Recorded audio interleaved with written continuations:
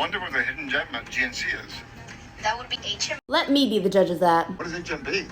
Let me ask you first. Do you eat 6,000 avocados every single day? So talking about the amount of HMB in an avocado is like talking about the amount of protein in lettuce. And take this literally because HMB is made by your body to break down leucine, so eat more leucine and you'll make more HMB. And just so you know, foods high in leucine include chicken breast. So if you want more HMB, just eat more chicken breast. Well, you get the equivalent of 6,000 avocados per scoop of HMB.